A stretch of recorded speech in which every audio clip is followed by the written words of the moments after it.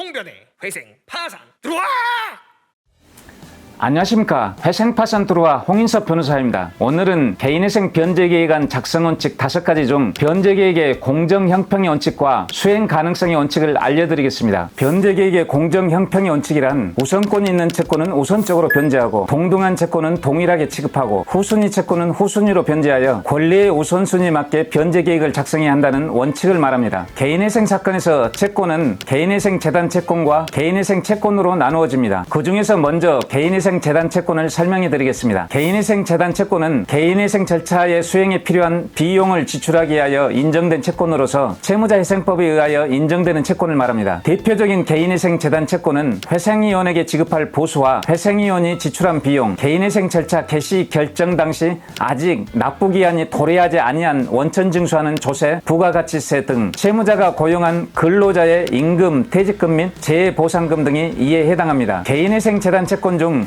회생위원에게 지급할 보수와 회생위원이 지출한 비용은 급여소득자와 영업소득자에게 공통적으로 인정되는 개인회생 재단 채권입니다. 그러나 나머지 개인회생 재단 채권들은 대부분 영업소득자에게 인정되는 개인회생 재단 채권들입니다. 자영업을 하는 영업소득자들은 사업이나 영업을 하면서 직원을 고용하고 물건을 판매하거나 납품을 하여 매출을 발생시킵니다. 그 과정에서 임금이나 퇴직금 채권, 원천 징수할 조세, 부가가치세 등의 세금이 발생합니다. 이런 임금, 퇴직금이나 세금 등이 개인회생 재단 채권에 해당합니다. 그러나 이런 개인회생 재단 채권들은 사업이나 영업을 하면서 변제를 하기 때문에 대부분 해결되고 특별히 문제되는 경우는 거의 없습니다. 조세들 중에서 납부기한이 개인회생 절차 개시 결정 이후에 도래하는 원천 징수할 조세, 부가가치세 등은 개인회생 재단 채권에 해당합니다. 개인회생 재단 채권과 개인회생 채권의 관계를 살펴보겠습니다. 개인회생 재단 채권은 개인회생 채권보다 먼저 변제해야 합니다. 개인회생 재단 채권을 전액 변제한 후에야 비로소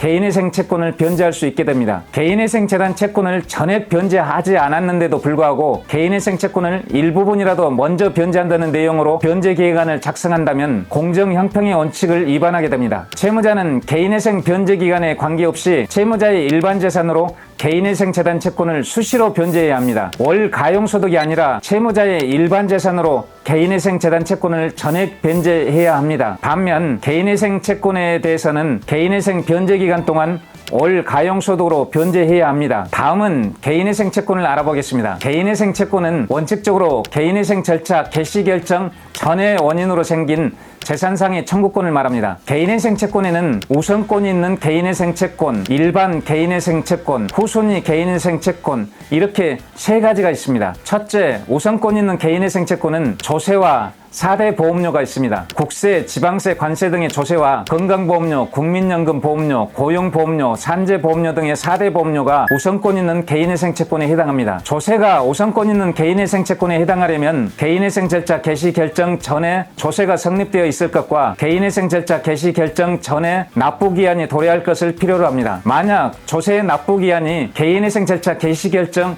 이후에 도래한다면 우선권 있는 개인회생 채권이 아니라 개인회생 재단 채권이 됩니다. 조세의 납부기한이 개인회생 절차 개시 결정 이전에 도래하면 그 조세는 우선권 있는 개인회생 채권에 해당하고 조세의 납부기한이 개인회생 절차 개시 결정 이후에 도래하면 그 조세는 개인회생 재단 채권에 해당합니다. 4대 보험료는 개인회생 절차 개시 결정 전에 채권 등이 성립되어 있다면 우선권 있는 개인회생 채권에 해당합니다.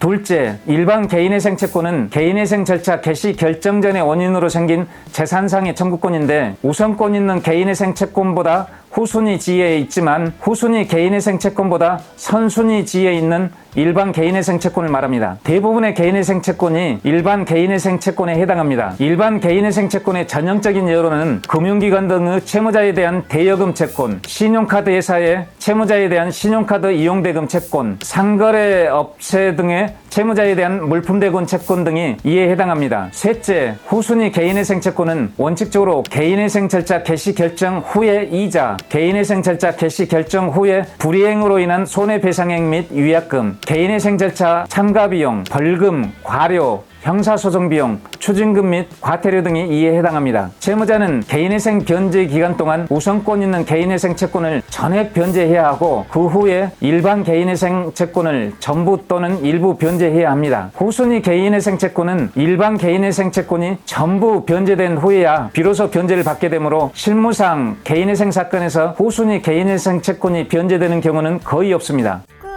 변제기간 작성 원칙 중 수행 가능성의 원칙이란 변제기간은 수행 가능한 것이어야 한다는 원칙을 말합니다. 변제기간의 수행 가능성 원칙과 관련하여 실무에서 종종 문제되는 경우를 알려드리겠습니다. 채무자가 월 가용소득을 3개월분 이상 납부하지 아니한 경우에 법원은 채무자의 변제기간이 수행 가능성이 없다고 보아 개인회생 절차를 폐지하는 경우가 많습니다. 이 점을 주의해야 합니다. 이상으로 변제기간의 작성 원칙 5가지 중 변제계획의 공정 형평의 원칙과 수행 가능성의 원칙에 관해 알려드렸습니다. 지금까지 회생파산트로와 홍인섭 변호사였습니다. 감사합니다.